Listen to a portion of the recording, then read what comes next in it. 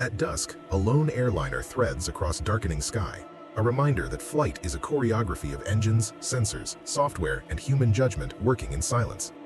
Airplanes are safe today because past failures, catastrophes, and near misses forced redesigns, rewrites, and retraining that hardened every layer.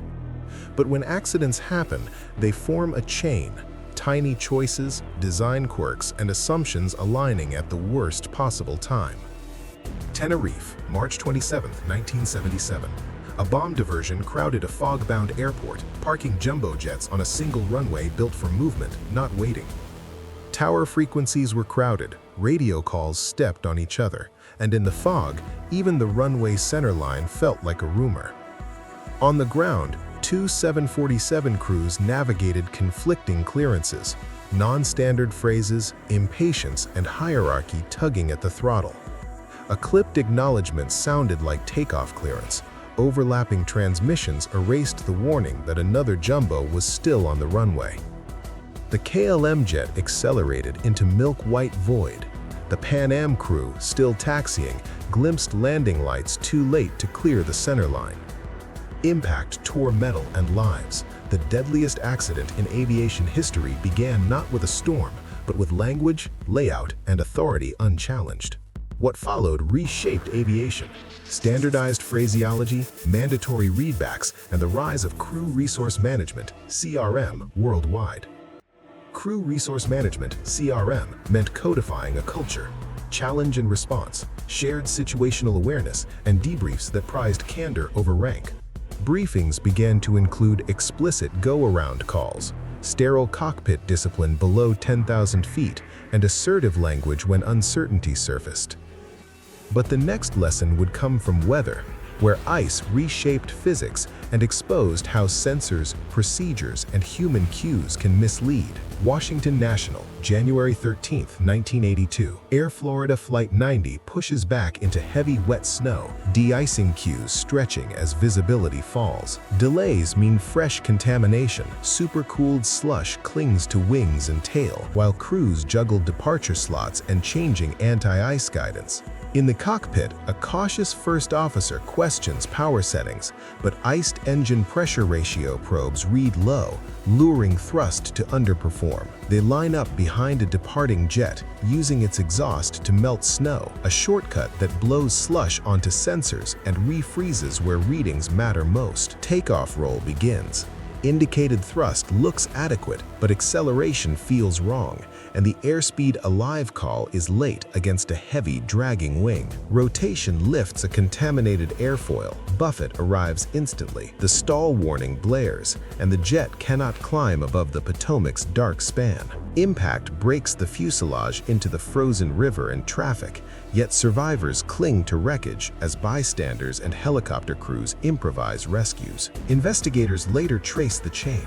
De-icing skipped at the gate, engine anti-ice off, and a first officer's quiet doubts brushed past by schedule pressure. On the frozen river, rescue improvisation becomes doctrine. Interoperable radios, cold water survival gear, and structured coordination between air crews and city responders. Regulators respond with sharper winter operations rules, tactile contamination checks, clarified de-icing holdover times, and mandatory engine anti-ice during snow and slush. Cockpits absorb the lesson into crew resource management, the right to question, verify, and stop a takeoff when numbers don't feel right, no matter who's in the left seat.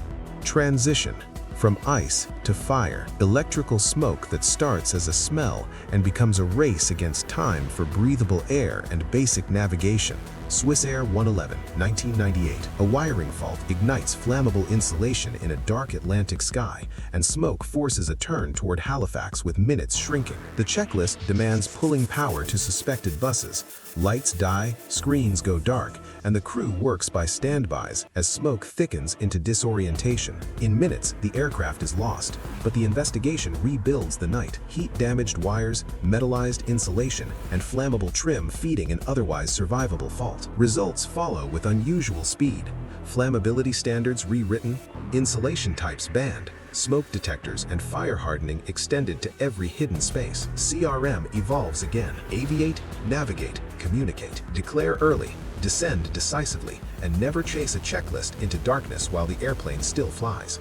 From language and fire, we pivot to weather. Ice that doesn't roar or flash, yet quietly robs wings of lift and pilots of certainty. January 13, 1982. Air Florida Flight 90 waits in Washington National's snow-choked queue. Engines swallowing slush as freezing drizzle thickens on every surface. Delays breed shortcuts.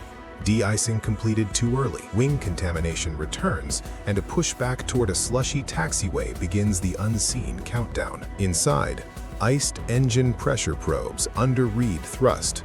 The crew sees numbers that look right, while the fans deliver far less than required. Crossed assumptions creep in. Anti-ice used on the wrong schedule. Cues from a preceding jet's exhaust misread as de-icing help.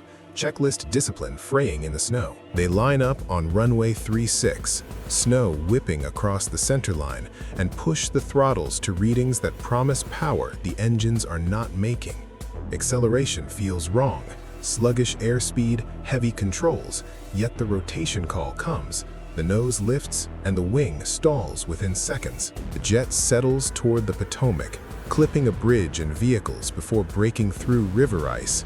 Brief screams of metal, then winter silence. Rescuers and strangers wade into lethal water as survivors cling to wreckage. But the investigation will focus on the cockpit's quiet misreads. Findings are stark. Contaminated wings, thrust set by iced probes, and cockpit gradients that muted doubt when doubt could have saved them. Regulators respond. De-icing procedures are rewritten. Thrust verification cross-checks become mandatory, and cold weather training drills emphasize contaminated wing recognition. But the lesson broadens. We move from winter ice to summer heat, where maintenance shortcuts and oversight gaps set a fatal stage. Aloha Airlines 243, 1988. A routine island hop becomes a structural wake-up when hidden corrosion and missed inspection windows meet thin-skinned fatigue. At altitude, a section of the fuselage roof peels away.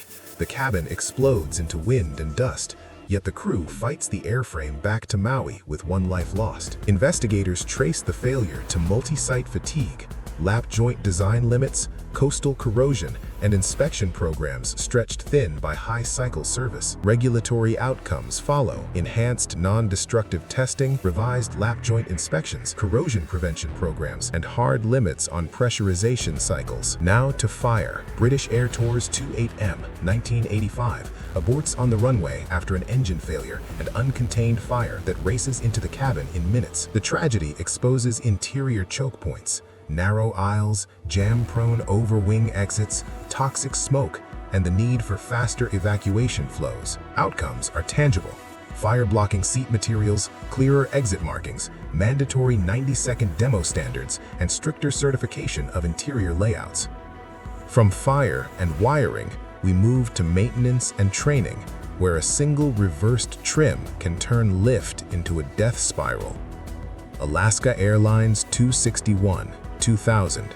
A worn jack screw and dried grease in the horizontal stabilizer let the trim system fail, pitching the MD-83 into violent oscillations the crew struggled to tame. Despite extraordinary airmanship, the aircraft inverted and broke up over the ocean, an indictment of maintenance intervals, oversight, and procedural drift. Outcomes reshaped line checks, mandatory lubrication intervals, end-play measurements, independent inspections, and cockpit training to diagnose runaway trim with clarity. Then came composite whispers and automation surprises.